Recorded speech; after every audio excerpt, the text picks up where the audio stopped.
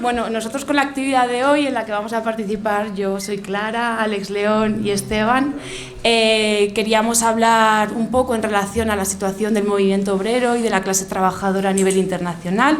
cómo está y medir un poco cómo está la lucha de clases, para pensar sobre todo las tareas que tenemos las y los revolucionarios, ¿de acuerdo? No solo como un análisis general, sino para pensar como un grupo como el nuestro, incluso la propia corriente, tenemos una serie de tareas a la hora de pensar cómo acercarnos y hacer trabajo político en el movimiento obrero.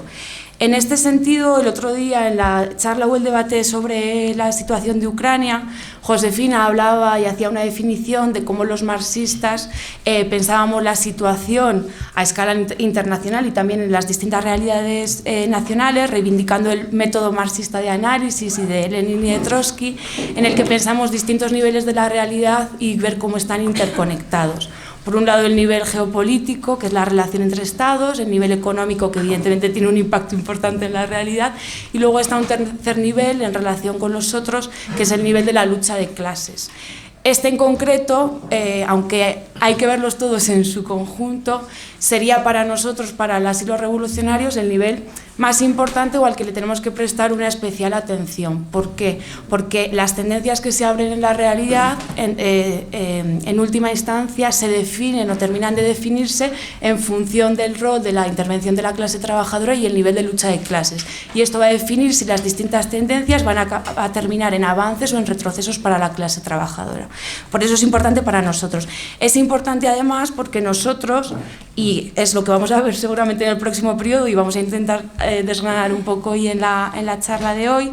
vamos a vivir momentos en los que va a haber grandes procesos, en los que va a haber grandes huelgas, en los que va a haber intervención de masas, en los que va a haber intervención de la clase trabajadora con sus propios métodos de lucha, pero nosotros no somos fetichistas de la clase trabajadora y de la lucha de clases per se, sino que pensamos todas esas situaciones para pensar las tareas e intervenir en la realidad. Eso es importante para nosotros, para no ilusionarnos, porque a veces vemos una huelga y nos impacta mucho y creo que está bien, pero como hemos visto estos días, y por ejemplo el ejemplo histórico es la Guerra Civil Española, la clase trabajadora, por mucho que luche, incluso con unos niveles de combatividad extremos, eso no se traduce de manera automática en victorias, sino que la intervención de las y los revolucionarios, el rol subjetivo, que exista un partido que pueda canalizar toda esa energía revolucionaria hacia la victoria es importante, si no termina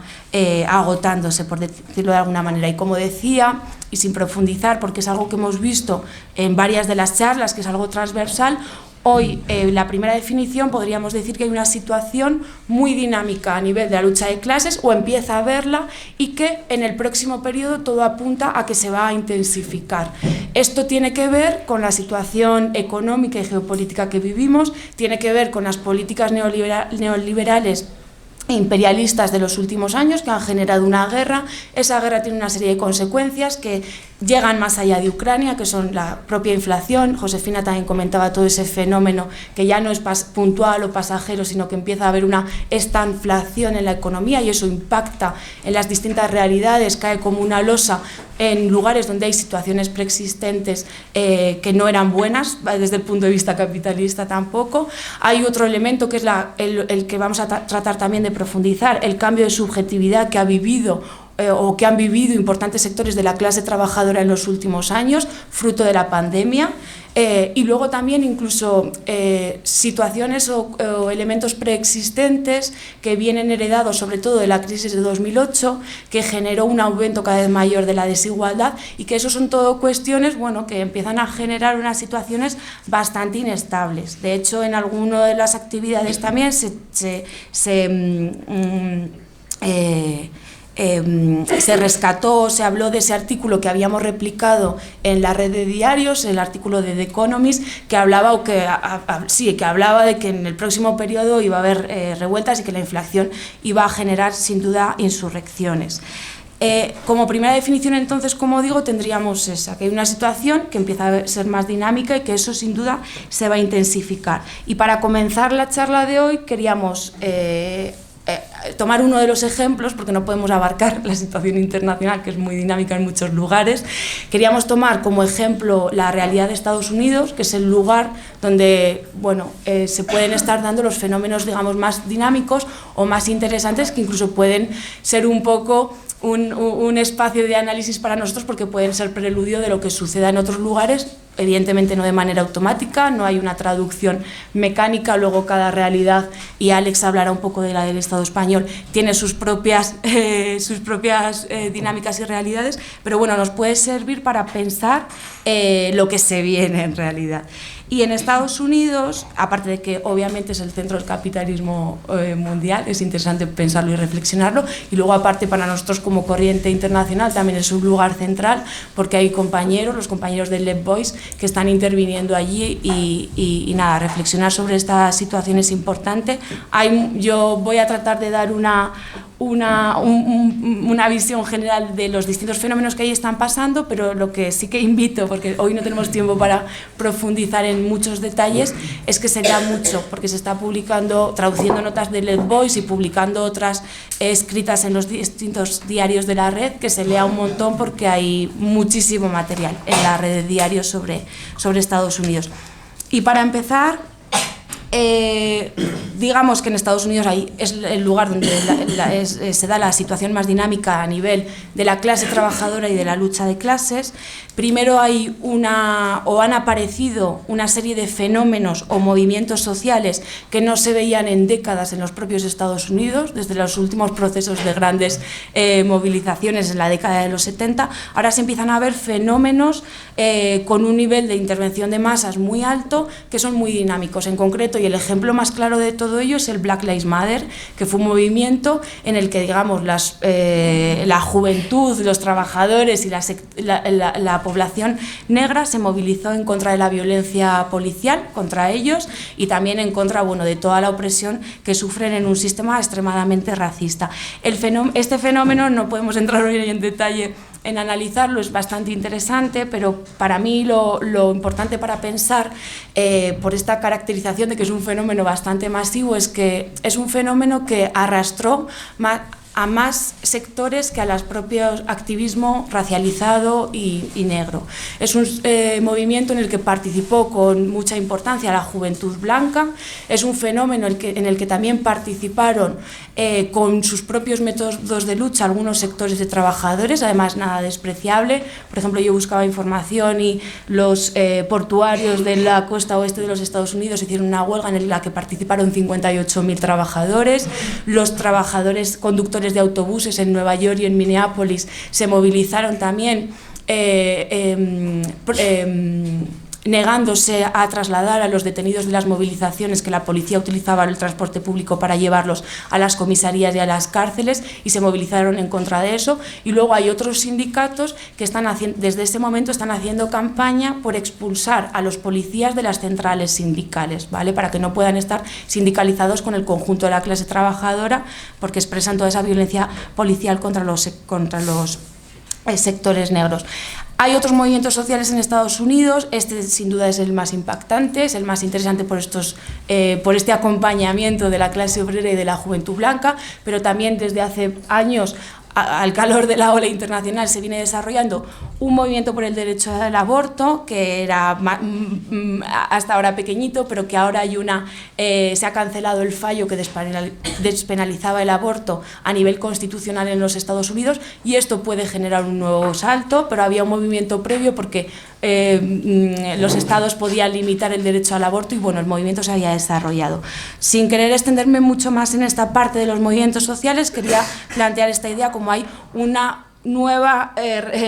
una reaparición de grandes movimientos con implicación de participación de bastantes masivos en los Estados Unidos. Como dato, decir que el movimiento Black Lives Matter, según las encuestas, tenía un 65% de apoyo de la población estadounidense, que veían bien las movilizaciones, incluso que llegaron a ser muy radicalizadas. Por otro lado, esta situación dinámica también la vemos no en los movimientos sociales exclusivamente, sino también en la propia clase trabajadora. Antes de referirme a fenómenos de la lucha de clases, me quiero referir a un fenómeno que me parece importante para pensar una idea que nosotros definimos mucho y que a veces no sé si se llega a captar hasta el final a que nos referimos, que es el cambio de la subjetividad de la clase trabajadora después de la pandemia.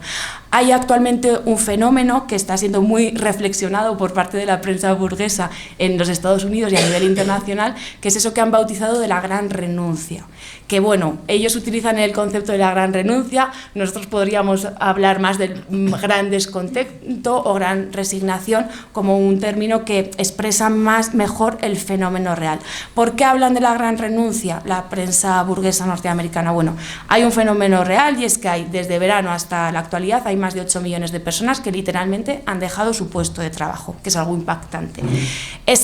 Hubo varios picos, 4 millones y pico en verano, otros 4 millones y pico en el otoño, y eso es algo que pone nerviosa a la burguesía porque no se comprende. Según el término que utilizan los burgueses, eso de la gran renuncia, podría parecer que en realidad la gente deja su trabajo para una jubilación anticipada o para emprender un negocio o porque ha encontrado otro trabajo mucho mejor, pero la realidad no es esa. Hay muchas personas que dejan su trabajo fruto un poco de la desesperación. La realidad es que hay mucha gente que tiene que decidir entre su salud mental y su salud física o un salario. Hay muchas personas que vienen muy cansadas en distintos sectores de todos estos años de pandemia y no se ven recompensados después de ese momento y siguen sufriendo mucha precariedad, y otros simplemente les cuesta dinero ir a trabajar. En Estados Unidos, además, que es un país que no hay transporte público, tienes que ir en coche. Leyendo estos días sobre las huelgas de el sindicato de Amazon, no recuerdo qué artículo se expresaba como que algunos trabajadores hablaban de que a veces se quedaban a dormir en el propio parking, en su coche, porque simplemente salir después de jornadas que no son de 8 horas allí, que son de más horas, irte con el coche, cruzarte Nueva York, 2 horas, paga la gasolina, vete a tu apartamento, límpialo, pues se quedaban en el parking durmiendo. En realidad es un fenómeno que, insisto, es fruto de la precariedad, ese de la gran renuncia o el gran descontento, también podríamos decir, y que además combina precisamente esa idea de precariedad, pero también un cambio de subjetividad que es una nueva reflexión o la idea de, no quería utilizar esta palabra, pero la voy a utilizar, de empoderamiento de la clase trabajadora, que ha visto cómo ha ocupado posiciones esenciales durante la pandemia, que se ha jugado la vida, que son ellos los que han puesto a mover la rueda de la economía y que ahora no se ven recompensados y entonces dejan su trabajo. No me voy a meter mucho más en esto, pero me parece significativo los sectores donde se está dando esta gran renuncia, que no es en todos, que es precisamente en los sectores que más sufrieron en la pandemia y los que clasificaron como esenciales. Es sobre todo el transporte y los repartidores, es sobre todo la hostelería, es también lo que yo digo cara al público, sector servicios, supermercados, hipermercados y demás, y luego también en el sector sanitario. En el sector sanitario, desde el verano pasado, el 20% de los trabajadores literalmente han dejado su puesto de trabajo, aunque luego se han reciclado en otro, en el mismo sector y todo, pero han dejado sus puestos de trabajo. Y por otro lado, este sería un fenómeno interesante para pensar. Una clave de todo esto, perdonar que iba a pasar sin decirlo, pero me parece interesante y es por lo que pone tan nerviosos a los burgueses, es que hay un concepto en el que se apoya el capitalismo, que es el ejército industrial de reserva, como lo definió Marx, que son todos esos parados en los que se apoyan los capitalistas para imponernos peores condiciones de trabajo, más en tiempos de crisis donde hay miedo a perder el puesto de trabajo, y esto lo desestabiliza. O sea, la pandemia hizo quebrar toda la subjetividad de un montón de gente que ya no tiene mucho que perder, ¿vale? Esa sería un poco la idea importante de este fenómeno. Y luego, por otro lado, y lo que para nosotros es muy interesante, hay fenómenos de reorganización y reaparición dentro de los sectores de trabajadores organizados, porque esto de la gran renuncia no deja de ser una salida un poco a la desesperada, individual, sin mucha perspectiva, pero también dentro de la clase trabajadora organizada en los Estados Unidos se están dando fenómenos bastante interesantes que rompen con la idea de que la gente no lucha o que no hace nada. Por ejemplo, lo que es la clase obrera organizada, la clase obrera concentrada en la central sindical en los Estados Unidos, en el último periodo ha llevado un montón de luchas y huelgas por mejoras de convenio relacionadas a las subidas salariales a causa de la inflación, que en Estados Unidos creo que está en torno al 8%. Esto lo hemos visto en lugares supercentrales y cuando muchas veces hablamos de lugares,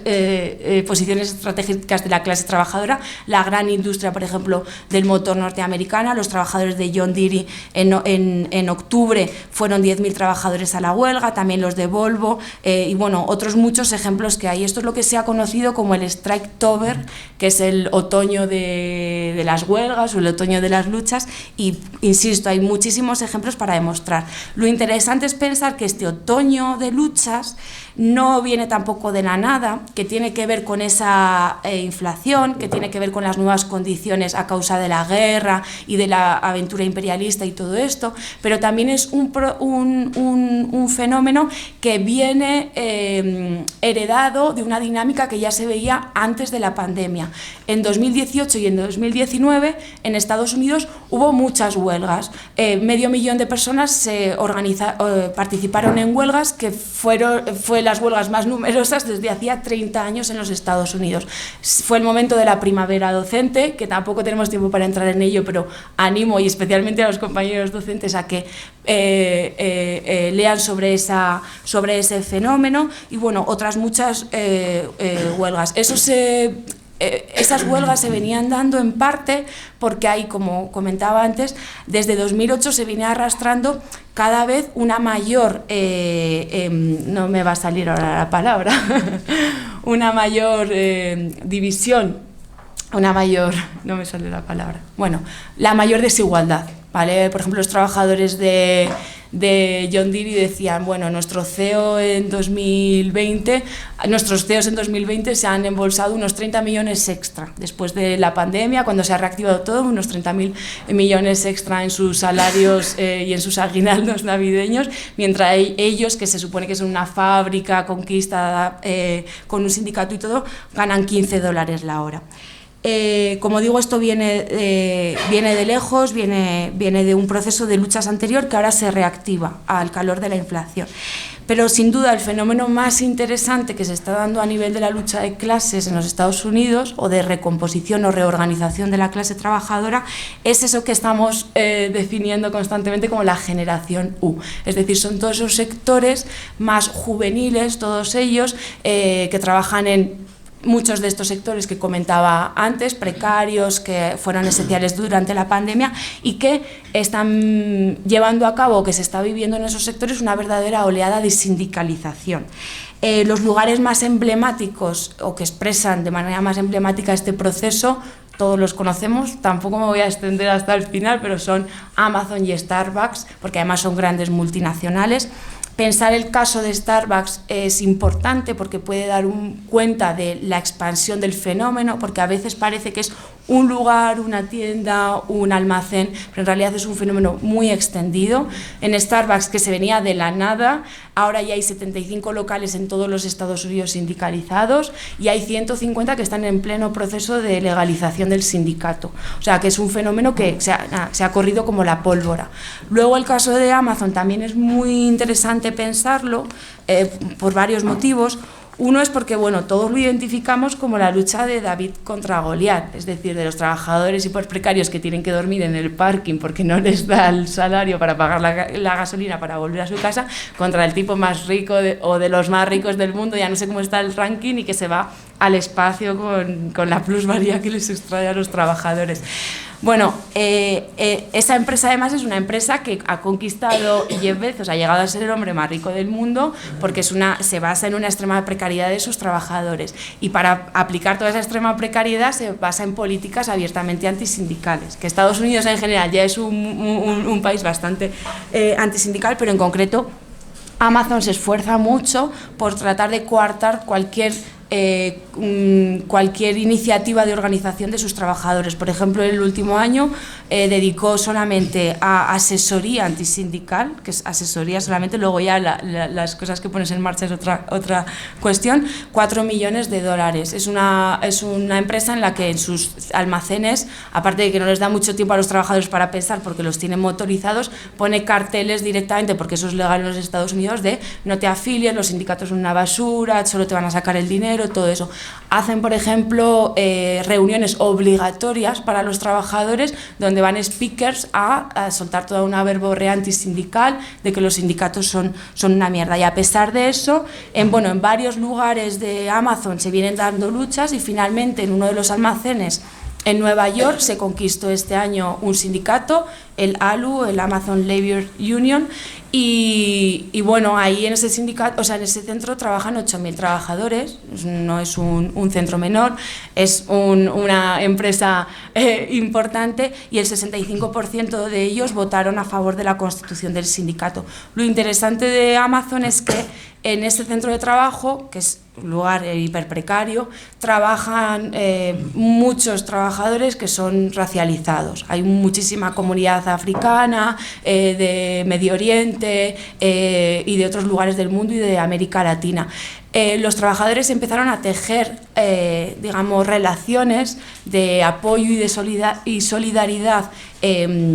en este nivel, porque incluso, por ejemplo, hay algunos trabajadores que ni tan siquiera hablan inglés. Eso fue algo que, evidentemente, y ahora plantearé algo sobre ello, que los fenómenos que comentaba antes, el Black Lives Matter, etcétera, evidentemente tuvieron un impacto, y lo interesante es que esta nueva generación viene un poco a cuestionar sobre todo las tradicionales burocracias sindicales que están muy ligadas, la mayoría, al centro o al grueso del Partido Demócrata, y que evidentemente tienen políticas que no van que no van a favor de los trabajadores. El momento político que dio paso a esta generación U, porque no es que ahora de repente la gente joven, porque sí, se vuelve sindicalista, sino que hay un movimiento, o sea, hay una situación, hay una realidad de la que ya he planteado algunos elementos que todo influye, que impactó. Uno era la cuestión de la pandemia y el cambio de subjetividad. Por ejemplo, no es el único motor, pero uno de los elementos que ayudó o que encendió la mecha en este almacén de Amazon de Nueva York fue que durante la pandemia unos cuantos trabajadores decidieron organizar una huelga ilegal, pues porque Amazon no estaba, digamos, cumpliendo las medidas de seguridad con la pandemia. Les echaron. Al echarles, pues eso les encabrona más, y empezaron a hacer todo este proceso de organización. Luego, por otro lado, evidentemente los movimientos sociales que he comentado, que tienen un impacto. El Black Lives Matter, además, no solamente abrió el melón de las vidas negras, sino que abrió el melón de las opresiones en general y todo el movimiento LGBT. Y luego hay otra cuestión que yo hoy no puedo tratar porque no tenemos tiempo para ello, pero es el avance de la extrema derecha en Estados Unidos, el trumpismo, que ha habido en algunos lugares y en estados avances en contra de derechos democráticos, y la gente en contra de esto se organiza y responde, en contra de todas las lógicas de pasividad. Y todo eso, como expresaba muy bien el otro día Josefina, toda esa juventud, sobre todo, que son las capas que más están permeadas por los movimientos sociales, se movilizan por un montón de opresiones o distintas cuestiones en sus barrios, en sus ciudades, y luego cuando van a su centro de trabajo, todo eso también lo relacionan de una manera inevitable con la explotación capitalista que viven. Yo no me quiero extender mucho más porque hoy no tenemos mucho tiempo y quiero dar paso a los compañeros para que puedan hablar. Quería terminar con una última reflexión para pensar el nivel de este cambio de subjetividad, y es que en Estados Unidos hay un 6% de sindicalización en el sector privado, que es muy bajo. O sea, un 6% de los trabajadores que trabajan en el sector privado están sindicalizados. Esto desde hace muchos años ha ido bajando, pero siempre ha sido bajo.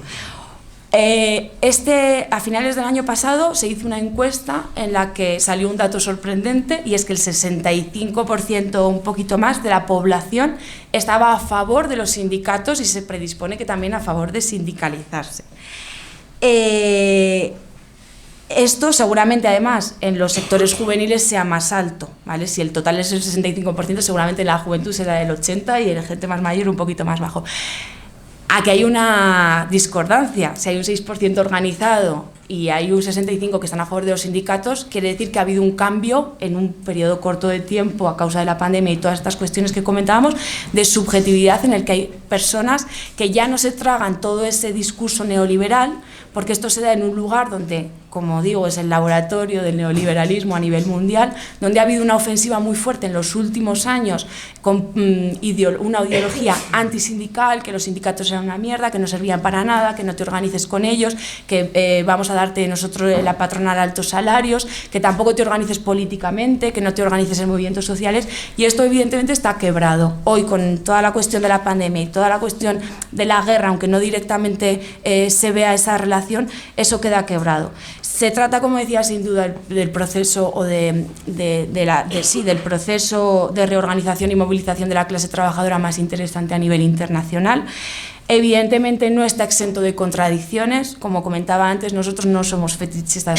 de la lucha de clases, tenemos que pensar todas las contradicciones. De hecho, el reto de toda esta generación U es que, aunque empiezan a integrar ya la lucha no solamente por cuestiones económicas, sino también en contra de las opresiones, tiene que dar ese movimiento un salto a que sea algo más político, que se exprese de alguna manera en una convicción política desligada de las patronales, desligada de los viejos sindicatos y desligada sobre todo del reformismo, para que se exprese en una política de independencia de clase. Eso es un reto que evidentemente no está en nuestras manos. Obviamente nuestros compañeros del Left Voice, todas las batallas que están dando en Estados Unidos, en los lugares donde tienen capacidad de intervenir, la están dando en este sentido, y para mí la idea que quería plantear es esa. Para terminar, simplemente decir, como expresaba ese artículo de Economist, evidentemente, más allá de cómo se desarrollan las tendencias, y hay que pensar cómo para nosotros habría que intervenir en ellas, lo que sí que está muy claro es que en el próximo periodo la pasividad va a ser algo inexistente, desde luego. Y yo me quedo aquí, ya dejo a Alex a hablar.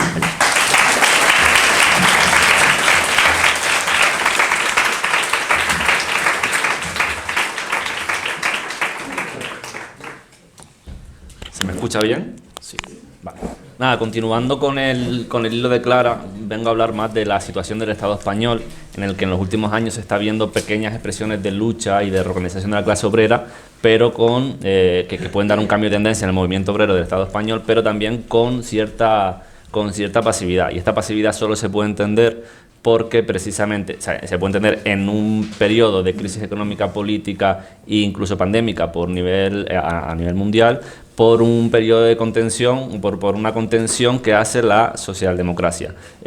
Tanto los partidos políticos como los socialdemócratas antiguos, como pueden ser el PSOE, o incluso los neorreformistas como Podemos y Comisiones Obreras, pero también sobre los sindicatos, Comisiones Obreras y UGT, que están haciendo de una especie de división del trabajo, en el que uno contiene las luchas más políticas y otro contiene las luchas más sindicales.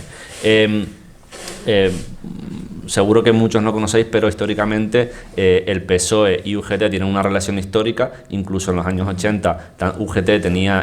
dirigentes que eran diputados del PSOE, y Comisiones Obreras lo mismo. Comisiones Obreras con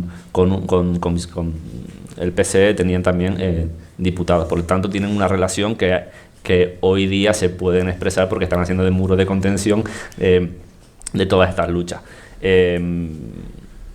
Y es en estas pequeñas luchas que hay, porque hay mucha pasividad respecto a esa contención, pero también hay ciertos fenómenos de lucha, y en estos fenómenos de lucha donde podemos estudiar esos cambios de tendencia que están empezando a existir. Voy a tratar de dar 4 periodos con diferentes tendencias en el Estado español desde la época de la pandemia, porque me parece que es una época que cambió un poco todo el escenario a nivel mundial, pero también en el Estado español. En la pandemia mismo se pudieron ver los puntos débiles de la cadena de suministro y de la cadena de producción. Seguramente todos podéis recordar un barco que se quedó encallado en el canal de Suez y que no dejaba pasar los barcos, y por eso mucha gente que pedía por internet todos sus productos no les llegaba y no llegaban a las mercancías y tal. Toda la economía dependía de un señor con una excavadora en ese momento, que era que sacaron. Y por los puntos débiles que se vieron en la cadena de producción, de hecho todos los gobiernos sacaron una lista de cuáles eran los trabajos esenciales, y muchos de esos trabajos hoy, por ejemplo las cajeras de supermercado o los sanitarios, muchos tienen condiciones muy precarias que pospandemia, por mucho que le aplaudimos en la pandemia o que la gente le aplaudió en la pandemia, no ha cambiado su situación precaria. En este sentido, el gran consenso de la pandemia realmente fue el sostenimiento de las grandes empresas. Como no estaban produciendo, lo que se hacía es que hubo un gran consenso entre la burguesía, los partidos políticos y el movimiento obrero para sostener a esas grandes empresas, pagándoles el sueldo a todos los trabajadores que estaban en ERTE. Todos los trabajadores que no estaban produciendo les pagaban el 70%, que precisamente salía de nuestros propios impuestos. Esto lo que hace es que se ha metido la ideología burguesa en los propios partidos, en los propios sindicatos, para tratar de contenernos, porque lo que hacen los sindicatos precisamente es de policía política, de muro de contención, para evitar que se vaya de madre todo. Y esto se vio precisamente que estaban sirviendo para contener, porque en cuanto acabó la parte más dura de la pandemia, se empezaron a ver las condiciones de las consecuencias de la crisis económica derivada de la pandemia. En este sentido, empezó a subir mucho el coste de la electricidad y empezó a subir la inflación, y al calor de esto, o a consecuencia de esto, empezó a haber un repunte de luchas obreras, de luchas obreras muy importantes, como por ejemplo fue la de Cádiz. Me parece que la de Cádiz, que seguramente recordaréis mucho, a mí yo la viví con bastante,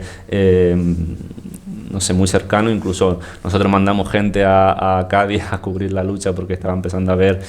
fenómenos muy interesantes, pero en ese momento no era el único. En ese noviembre había un montón de luchas obreras que habían hecho el propio repunte precisamente por la inflación que había, y en ese momento la inflación era del 5%, del 4%, del 5%, ahora mismo está en un 8%, un 9%.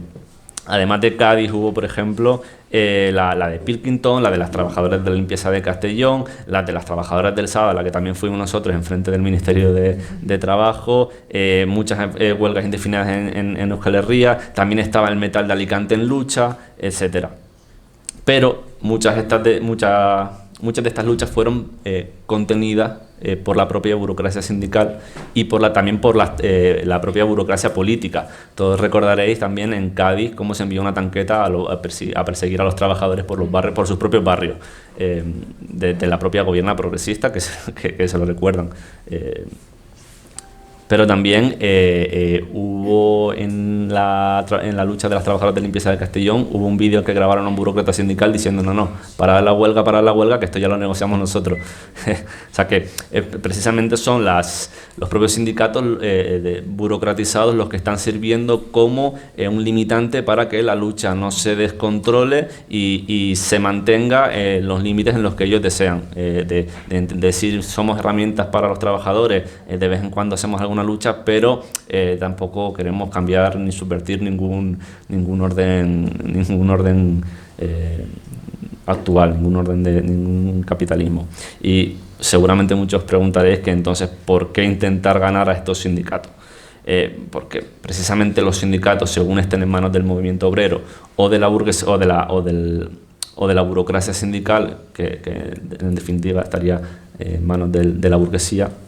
pueden ser medios para que los que se valga la clase trabajadora como una herramienta para luchar contra esta misma burguesía, o un medio para que se valga la burguesía para luchar o para contener a la clase trabajadora. Luego hubo un periodo posterior a la lucha de Cádiz en el que se asustaron los grandes sindicatos, se asustaron los partidos y empezaron a retomar negociaciones por la reforma laboral, aquella que se supone que iban a derogar al principio, los primeros 100 días de mandato del gobierno progresista, y en cuestión de un mes y medio sacaron una reforma laboral que precisamente lo único que tenía era maquillaje. no cambiaba absolutamente nada, seguía la misma filosofía de las dos anteriores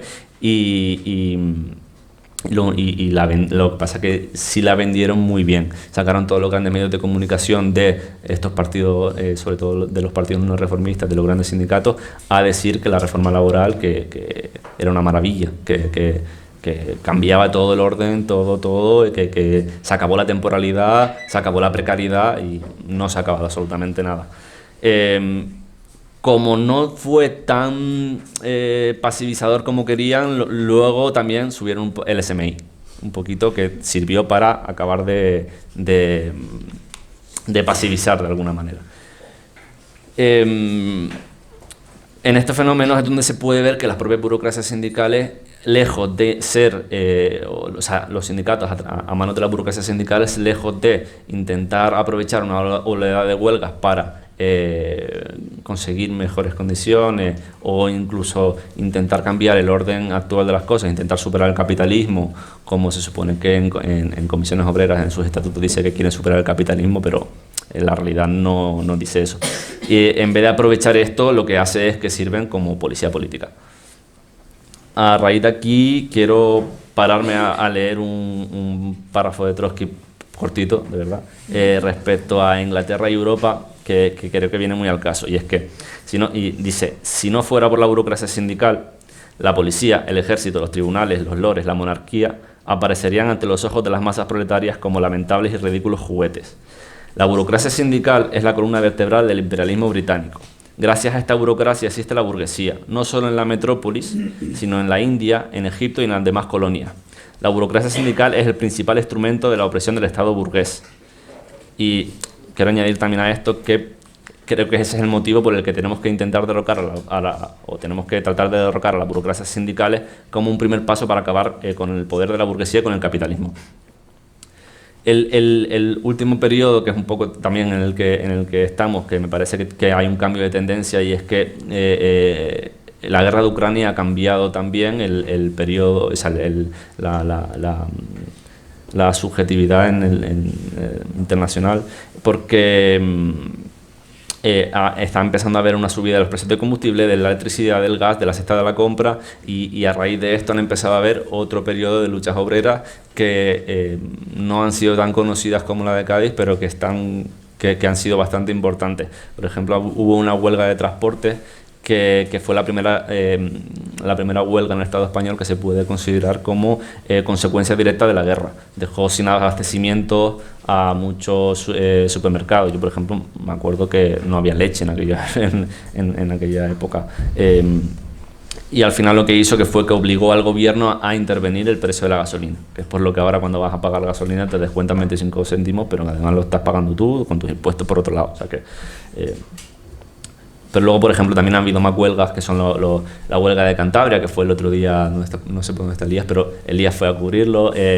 una huelga bastante interesante del metal de Cantabria, pero también ha habido jornadas de huelga en el metal en Vizcaya, en A Coruña, y hay más jornadas, hay más paros convocados.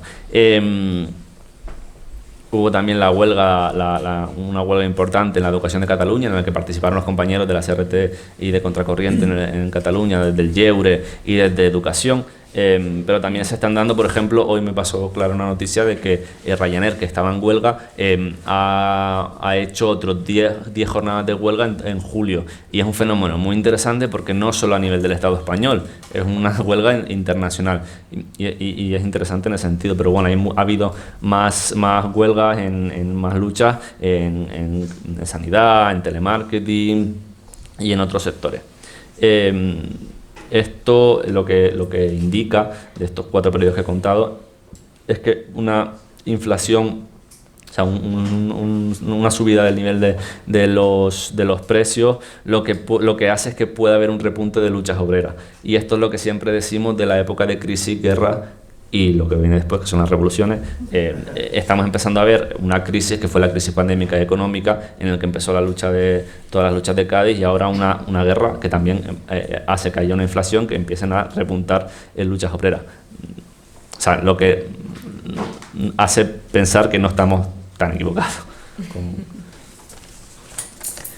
En este sentido, la expresión concreta de de lo que hablaba antes, del papel de las burocracias sindicales, la expresión más conocida fue la propia reforma laboral que, como decía antes, que no se llegó a derogar, se consensuó, pero es una reforma laboral que es una traición a la clase trabajadora, en el que sigue la filosofía de las dos anteriores reformas laborales, en el que no acaba en absoluto con la precariedad, en el que los convenios los propios convenios de empresas siguen estando por encima, cosa que se supone que no debería. Se supone que acababan con la temporalidad, pero en realidad no están acabando con la temporalidad, porque lo que están haciendo es hacer contratos indefinidos, pero por 10 horas. ¿Quién vive con 10 horas que cobra 300 euros al mes? O sea, que son donde antes contrataban a una persona por 40 horas, ahora están contratando a 2 personas por 15 horas y se están ahorrando 10 horas de sueldo. Y esto se ve porque, aunque está bajando el paro, que seguramente habéis escuchado, ¿no? El paro está bajando, supuestamente si baja el paro es porque hay más gente trabajando, pero claro, si tú te pones a mirar las estadísticas, lo que ocurre es que hay menos horas trabajadas. Esto quiere decir que hay más gente trabajando, pero hay gente trabajando 10 horas, con contratos que no les permiten vivir. Y bueno, de hecho, Esteban es un ejemplo de ello, que tiene un contrato indefinido desde hace un montón de tiempo, pero trabaja 10 horas y cobra lo que se cobra en 10 horas en su trabajo. Bueno, le han subido 2 horas, es verdad, perdón. Ya se acabó todo, entonces me ha roto el argumento.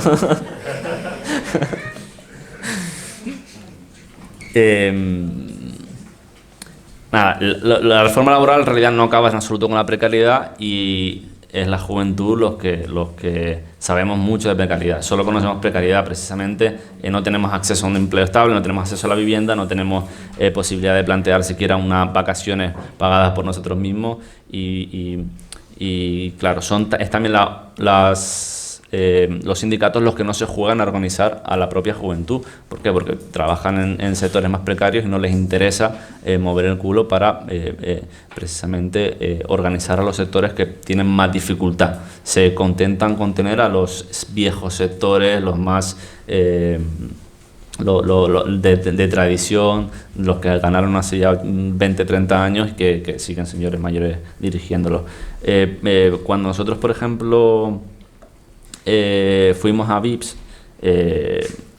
era sobre todo la juventud, lo puede decir Asier y Adri que vinieron, y era sobre todo la juventud la que nos escuchaba con mayor avidez, las que tenían más interés en escuchar lo que proponíamos. Cuando decíamos que era la CGT, nuestro gran argumento para que nos firmaran y nos apoyaran y tal, lo primero que decíamos era: no somos ni CGT,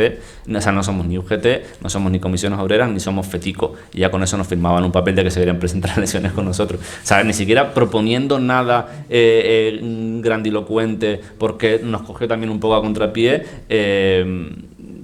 Se fiaba más de nosotros que de las viejas burocracias sindicales, porque es por la juventud por donde se está viendo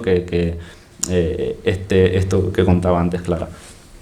Por lo tanto, me parece que la juventud trabajadora es un fenómeno que tenemos que descubrir y explorar mucho más en el Estado español, porque creo que jugará un importante papel cuando llegue la lucha de clase. De hecho, una tarea que tenemos como partido es pensar cómo organizar a todos estos sectores de la clase trabajadora junto con nosotros, porque nuestro objetivo es crear fracciones revolucionarias en el movimiento obrero que nos permitan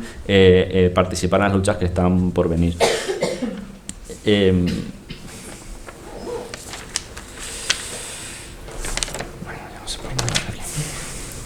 Nada, voy a acabar, bueno, más o menos lo que pensaba. Nosotros desde la CRT, tanto en todo lo que hablaba Diego ayer, de la construcción del partido, nosotros también tenemos unas tareas bastante importantes. Creo que este año se ha avanzado bastante en el movimiento obrero en el Estado español. Se ha avanzado sobre todo un poquito cuantitativamente, pero creo que el mayor avance es un avance cualitativo. Por ejemplo, en el sector del lleure y la educación participamos en las huelgas estudiantiles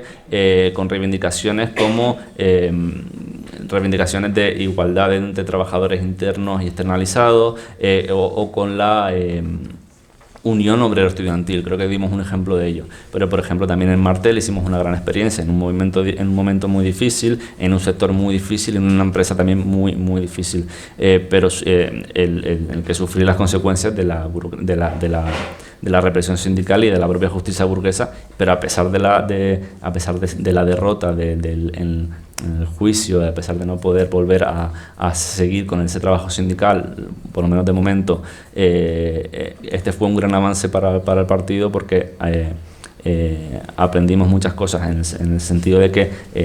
no hay partido, no hay sindicato, no hay organizaciones que conocieran este hecho, que no reconozcan que fuimos un ejemplo de lucha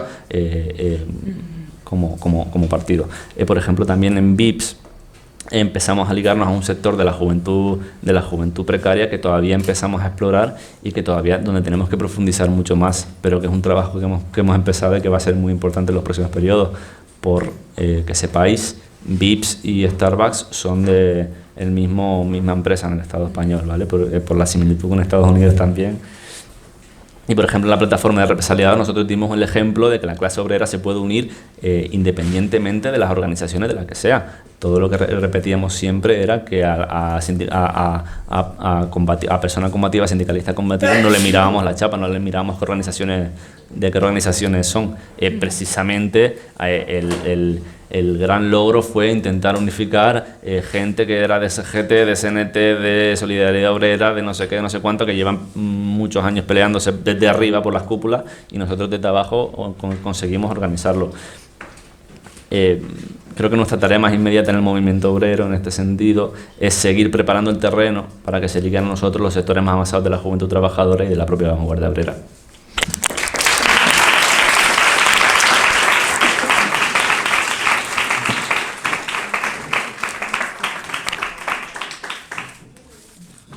Bueno, nada, voy a intentar hacerlo lo más rápido posible, pero a ver si me sale. Nada, yo retomando también lo que han planteado los compañeros, pero bueno, yo voy a plantearlo desde una perspectiva más general. Bueno, Clara ha explicado un poco la situación en el país más dinámico en el que se está viviendo. Perdón, para pegarte el micrófono para que no estés...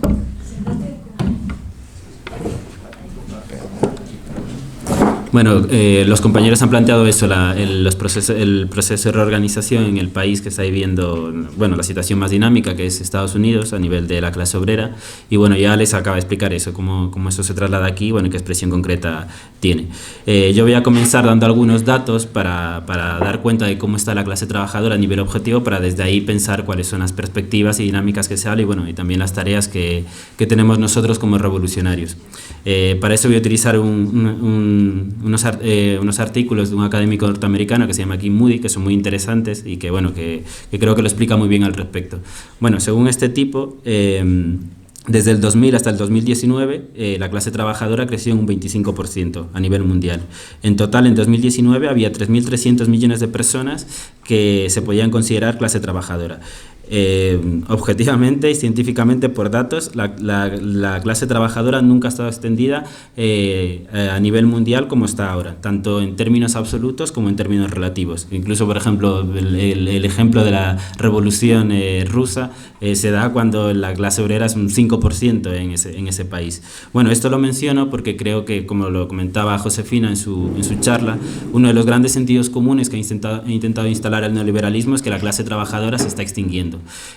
Bueno, eso no es así, como podemos ver. De hecho, en la última etapa, literalmente se han incorporado miles de millones a las filas de la clase obrera, con la incorporación a los circuitos capitalistas de países como China, el sudeste asiático y demás. Como complemento a este argumento, algunos dicen, bueno, es verdad que la clase obrera ha crecido a nivel general, pero en los sectores en donde con más tradición de lucha y más concentrados, son más tradicionales, sobre todo ligado a lo fabril, sí que se está extinguiendo. Bueno, esto tampoco es verdad. Según este tipo también, dice que la clase obrera ligada al sector fabril se acerca a los 1.000 millones de trabajadores, es decir, de alguna manera sigue jugando el papel, sigue siendo el corazón de la economía y la producción capitalista. Y a esto hay que añadirle todo lo que han mencionado ahora los compañeros, de que se han sumado nuevos sectores estratégicos de la producción con gran concentración obrera, en concreto la logística, que está jugando un gran papel en el proceso de reorganización del movimiento obrero, y que, bueno, pero que también es un ejemplo paradigmático de nuevos sectores de la economía que juegan un papel fundamental. Entonces, sobre esta situación, lo que cabría preguntarse entonces es por qué si la clase trabajadora se ha extendido tanto y nunca ha sido una clase social tan poderosa como ahora, por qué el movimiento obrero se encuentra tan fragmentado, tan debilitado que en comparación a otros momentos históricos. Y bueno, para nosotros existe una explicación objetiva a eso, porque aunque la clase trabajadora ha vivido ese proceso de aumento de sus filas y demás, también ha sufrido un proceso importante de reorganización y transformación que ha afectado a su propia estructura. En concreto, ha habido un traslado de grandes fábricas y demás de Europa y Estados Unidos, que es precisamente donde se encontraba el movimiento obrero más organizado y con mayor tradición de lucha, a países del tercer mundo con menores salarios y con peores condiciones. Esto, junto a la globalización, ha supuesto una transformación real sobre la clase trabajadora, pero para nosotros no solo estos cambios objetivos explican toda esta situación, toda la fragmentación del movimiento obrero. El propio neoliberalismo, en un sentido, es la expresión de duras derrotas de la clase trabajadora, en concreto del proceso revolucionario que se abrió durante los 60 y los 70, y después de la caída de la Unión Soviética, que, aunque deformada y burocratizada, seguía siendo la mayor conquista que tenía la clase obrera y una alternativa real para la sociedad capitalista. Este conjunto de derrotas hicieron de que la burguesía pudiera pasar a la ofensiva, deteriorando las condiciones de vida del conjunto de la clase trabajadora a nivel mundial y deteriorando también sus organizaciones, lo cual provocó a su vez que la burocracia de las grandes organizaciones del movimiento obrero, tanto sindicales como políticas, adquirieran más peso y profundizaran en el papel que ha comentado ahora Alex, de policías dentro del movimiento obrero. Esto conllevó a su vez que en los grandes procesos de la lucha de clases, la clase trabajadora actuara con mayor debilidad que en otras épocas. Pero no quiere decir de que la clase obrera no haya jugado ningún papel. Eso no es verdad. De hecho, desde la crisis de 2008 ha jugado en distintos momentos, con mayor o menor intensidad, un papel importante. Lo jugó en las primaveras árabes, lo jugó aquí en el Estado español, lo jugó sobre todo después de la crisis en Grecia, con más de 30 huelgas generales en menos de 4 años. Luego con el segundo ciclo de la lucha de clases que se abre en Latinoamérica, todos los sectores juveniles y precarios fueron los que jugaron el papel de vanguardia, los que se enfrentaron a la policía. Después vino la pandemia y, como han comentado los compañeros, hay un cambio de subjetividad en la clase trabajadora que se combina con todo este hartazgo y que se combina también con todas las movilizaciones que ya se venían de 2019 y que parece que las movilizaciones que se vienen van a tener en el que la clase trabajadora va a tener un papel más importante. Ahora bien, todas estas explosiones de la lucha de clases que se están dando y que se van a dar, para nosotros la cuestión es cómo no se agotan en su propia dinámica, sino que abren la posibilidad de derrotar a la burguesía. En ese sentido, lo que nosotros decimos es de que la clase obrera juega un papel fundamental como la única clase capaz de unir a todos los sectores en lucha. Por eso, para nosotros, la cuestión de clase es una cuestión estratégica, lo que nosotros llamamos hegemonía obrera, que lo han repetido muchos compañeros en muchas charlas, pero que lo intento explicar brevemente. Avanzar en ese camino de construir una hegemonía obrera no hay un camino allanado. La burguesía pone todo tipo de trabas para que no se pueda conseguir, pero evidentemente si hay una situación de mayor lucha de clases, se abren mayores oportunidades para que se produzca. En concreto, creo que para nosotros una de las cuestiones claves para pensar esto es la cuestión sindical, porque venimos diciendo eso, que la burocracia sindical, lo que ha comentado Ale, la burocracia sindical es la columna vertebral de la burguesía, que son organizaciones totalmente vendidas. Entonces, ¿por qué nosotros participamos en los sindicatos y con qué objetivos y con qué tareas? Bueno, yo creo que para responder a eso nosotros tenemos que de alguna manera plantear de que los sindicatos, a pesar de toda esta situación, siguen siendo las principales organizaciones del movimiento obrero. Son en un sentido el primer nivel de organización de los trabajadores que se resisten a ser puteados en sus centros de trabajo y que se rebelan un poco contra la explotación que sufre. Entonces, en un sentido, para nosotros intervenir dentro de los sindicatos nos sirve para entrar en contacto con sectores amplios del movimiento obrero que se enfrentan a la patronal. Por otro lado, para nosotros, como grupo político, como CRT, también nos ha servido para tener las primeras experiencias de lucha, que como ha comentado Alex, en Martel es un ejemplo de ello. Son experiencias todavía muy humildes, muy limitadas, pero que creo que tienen un valor muy importante. Creo que, por ejemplo, en Martel nosotros demostramos que se puede pelear contra la represión sindical. Incluso no hay muchos ejemplos de gente que lucha hasta el final por su readmisión. Incluso lastimosamente, en la propia CGT. Eso a nosotros nos dio la autoridad para poder conocer a otros represaliados sindicales y montar la plataforma de represaliados, porque literalmente fue una iniciativa nuestra que la empezamos a motorizar o demás. O en el VIPS nos sirvió para lo que han comentado, para medir cómo ese proceso de reorganización que se está dando en Estados Unidos también se expresa aquí, y para enfrentarnos a una patronal muy hija puta, o sea, una patronal en la que revienta a los trabajadores, en la que ahí se expresa con todo ese papel de policías que tiene la burocracia dentro de la empresa, o sino que se lo diga a Carrick, a Diego y a Clara cuando fueron a intentar presentar la lista. Son primeras experiencias de lucha sobre las que nosotros nos aprendemos y sobre las que también intentamos ganar experiencia. La otra razón por la que nosotros consideramos fundamental participar de los sindicatos es de que, aunque los sindicatos hayan profundizado en toda esa dinámica de estatización y demás, y adaptación al régimen burgués, nosotros no pensamos de que tengan que estar necesariamente dirigidas por toda esta casta. También creemos que los sindicatos pueden ser recuperados. Ya ha habido incluso ejemplos en los que nosotros como corriente Move Político hemos participado, por ejemplo, como por ejemplo en Sanón, con todo el sindicato de la cerámica y demás, donde durante un cierto periodo de tiempo fue recuperado por la clase trabajadora. Entonces, en ese sentido, nuestra pelea en los sindicatos es por forjar lo que nosotros llamamos fracciones revolucionarias. ¿Qué son las fracciones revolucionarias? Fracciones revolucionarias son agrupamientos dentro de los sindicatos que pelean por dos cuestiones sencillas, que yo creo que eso es una cosa que tenemos que ser capaces de explicarlo a los compañeros con los que participamos dentro de los sindicatos, que pelean porque los sindicatos tengan por independencia de clase, que sean independientes del Estado y evidentemente la patronal, y porque su régimen interno esté basado en la democracia obrera. Simplemente eso, ganar terreno. Nuestra perspectiva entre los sindicatos es avanzar en ese sentido, pero ganar terreno a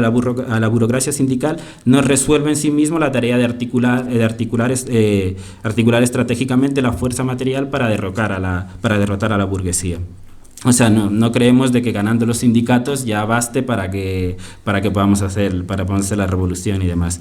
En primer lugar, porque hay una amplia mayoría de trabajadores que no están dentro de los sindicatos, aunque digamos que efectivamente los sindicatos son las organizaciones más amplias del movimiento obrero. La mayoría de trabajadores no están organizados, y precisamente quienes no están organizados son los sectores más precarizados, que son los que están llamados a jugar un papel más importante en los próximos embates de la lucha de clases, y que vienen jugando un papel importante en las revueltas y demás que se han dado en Latinoamérica, que jugó un papel importante en Estados Unidos. Y precisamente no están dentro de estas organizaciones porque la burocracia sindical se ha encargado de que no esté, porque ha tenido políticas conscientes para que no estén. Entonces nosotros queremos hacer lo que ponemos en muchos artículos: queremos unir por abajo lo que la burocracia sindical divide por arriba. Entonces, por eso, siempre que frente a cualquier ofensiva, siempre nosotros tenemos la iniciativa, la plataforma de represalias sindicales es un ejemplo en ese sentido de lo que voy a decir ahora, de intentar plantear la necesidad de un frente único de obrero. Esta idea es una idea que surge en el seno de la Tercera Internacional, que ayer Diego también lo explicó, que consiste en actuar unificadamente frente a los ataques del Estado y de la patronal. Para poner un ejemplo a qué nos referimos con esto, por ejemplo, cuando sucedió toda la huelga de Cádiz, que era producto de un aumento de la inflación que ya se estaba dando en ese momento, nosotros lo que planteábamos es que había una necesidad de organizar asambleas abiertas de trabajadores donde de forma democrática se decidiera el rumbo de la lucha, y en la que participaran todos los sindicatos, incluidos Comisiones Obreras y UGT. Al mismo tiempo le exigíamos a las direcciones de estos sindicatos que organizaran movilizaciones en todo el Estado y en todas las empresas posibles en contra del aumento de los precios y el estancamiento de los salarios. No decíamos que nosotros o la izquierda sindical vamos a organizar por nuestra cuenta y nos negáramos a participar de todo lo que hicieran los traidores de Comisiones Obreras y UGT. Al revés, lo que les exigíamos es de que se movilicen y si lo hacían, y si lo hubiesen hecho, hubiésemos participado de las movilizaciones. Y si no lo hacen, nos sirve para desenmascarar de una manera más contundente el papel que juegan estas organizaciones. Este es un debate, esto que parece lógico cuando lo planteo, es un debate dentro de las organizaciones sindicales, es un debate dentro de la izquierda sindical y es un debate dentro de la CGT, porque la lógica que impera es una lógica alternativista de que se abstiene de hacer política que le merme la base social a la burocracia sindical. Por eso, para nosotros, el Frente Único, de forma resumida, tiene como objetivo eso, tratar de influenciar a sectores más amplios de la clase trabajadora para que se hagan más revolucionarios y no esperar a que hagan 1 millón de experiencias para que esto suceda. Nosotros con esa política lo que pretendemos es de alguna manera ir preparando el terreno para que en los próximos estallidos de la lucha de clases no terminen como todo lo que hemos estado viviendo en estos años, que han sido o desviados o agotados en su propia dinámica, o desviados por opciones neorreformistas, o directamente masacrados por la represión, como sucedió con las primaveras árabes. Para ello, creemos de que esta capacidad hegemónica que tiene la clase obrera tiene que ser capaz de expresarse en organismos de clase que sean a su vez un poder alternativo al Estado burgués. Esto,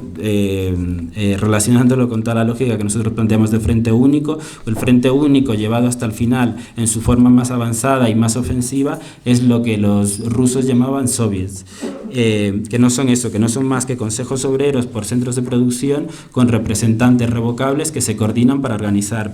la lucha. Esta perspectiva de unir a todos los sectores en lucha, tanto obreros como el resto de sectores oprimidos, es lo que de alguna manera a la burguesía le aterra que suceda. Por eso dedica tantísimos recursos para que esto no suceda, y no solo mediante la represión, que cuando hace falta es capaz de utilizarla, incluso en los países supuestamente más democráticos, como sucedió en Francia, sino mediante directamente la cooptación del movimiento obrero. Y bueno, para ir terminando, lo que nosotros pensamos es de que esta nueva oleada de huelgas y movilizaciones populares demuestran que la clase trabajadora en el próximo ciclo hay una posibilidad muy grande que actúe de manera más organizada y con sus propios métodos de lucha. Estas explosiones de la lucha de clases empiezan ya a darse, se van a dar independientemente de los actores que participen en las mismas. Se empieza a dar, lo que han comentado los compañeros del proceso de reorganización en Estados Unidos. Estas semanas hubo movilizaciones en Ecuador, que fueron movilizaciones en contra de la pobreza y de la miseria, y que demuestran eso, cómo los pueblos se rebelan contra que no agachan la cabeza, que cuando se les ataca, hay muchos sitios en los que la clase trabajadora, los sectores populares reaccionan, y precisamente este ejemplo demuestra eso, la capacidad de reacción que tienen las clases populares, que incluso ni siquiera son derrotadas por la represión, que son represiones a veces muy violentas. Incluso en Ecuador, cada estallido social se cobra vidas de decenas de militantes, que son más bien se agotan en su propia dinámica, pero no pueden ser derrotadas por la represión. Entonces, nosotros lo que queremos es llegar a procesos como estos, como el que se dio en Ecuador, como el que se dio en Francia, como el que se dio en Myanmar, que con un partido bien organizado, que sea capaz de ligarse a los sectores a las nuevas camadas de luchadores trabajadores obreros y que le demuestren eso, que le demuestren a la clase obrera, al conjunto del pueblo, de que hay una perspectiva, de que hay una salida, de que sí se puede, de que no podemos construir una sociedad en la que no les necesitamos a ellos. Nosotros en ese sentido somos una corriente política que siempre ha sido profundamente optimista, lo hemos sido en los peores momentos del neoliberalismo, cuando todo el mundo negaba incluso la existencia de la clase trabajadora, porque nosotros no tenemos fe ciega, pero tenemos mucha confianza en la clase trabajadora y tenemos confianza en que acudirá a su cita de la historia tarde o temprano. Nada más.